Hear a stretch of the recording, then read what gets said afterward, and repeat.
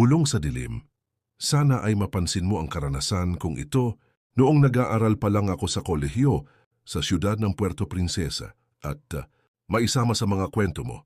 Noong nasa kolehiyo pa ako, nakatira ako sa isang lumang boarding house na puro lalaki ang mga nakatira. 3 kwarto lamang iyon at katabi namin ang bahay ng may-ari. Sa unang tingin, simple lang ang lugar. Luma pero sapat na para sa isang estudyante. Isang gabi, matapos ang mahabang review para sa exam kinabukasan, isinara ko ang bintana at pinto ng aking kwarto. Patay na rin ang ilaw. Ang tanging liwanag na pumapasok ay mula sa buwan, sumisilip sa luma at manipis na yero sa kisame. Tahimik ang paligid. Napapikit ako at unti-unti nang nilamon ng antok. Biglang may narinig akong kaluskos. Mahina, tila dumaan lang ang hangin. Hindi ko pinansin, baka pusa lang o daga. Pero ilang saglit pa, ramdam ko na ang malamig na simoy ng hangin na tila may kasamang ibang presensya. Nang dumilat ako, nakita ko sa madilim na silid ang isang anino ng babae. Tamiti, nakatayo sa paanan ng kama ko. Hindi ko maaninag ang mukha niya, pero halata ang mahaba at magulong buhok na halos sumasayad na sa sahig. Gusto ko sanang sumigaw, pero nanigas ang buong katawan ko sa takot. Hindi ako makagalaw.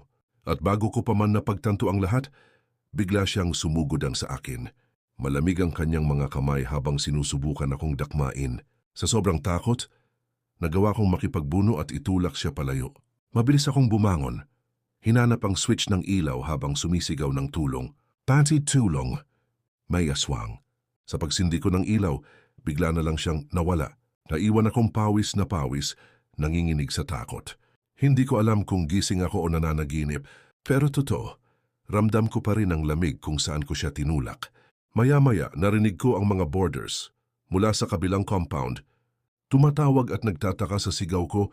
Lumabas sila ng bahay, gulat na gulat, pero walang sino man ang nakakita ng kung sino mang babae o aswang. Ipinagtataka ko rin na ni isa sa mga kasama ko sa boarding house ay walang nagising sa mga sigaw ko. Kinabukasan, kinausap ko ang may-ari ng boarding house. Nang ilahad ko ang nangyari, napansin ko ang biglaang pagputla ng kanyang mukha. Mahina niyang sinabi, "Hindi ka nag-iisa." Noon pa, may nagpapakita na diyan sa kwartong yan. Isang dating boarder na babae ang unang nakaramdam ng pagpapakita sa boarding house na tinutuluyan mo at umalis na rin matapos mangyari yon. Simula noon, hindi na ako mapakali. Hindi ko na hinintay ang susunod na gabi. Nakiusap ako sa may-ari. Nalilipat ako sa bakanting kwarto sa kabila nilang boarding house. Lumipat ako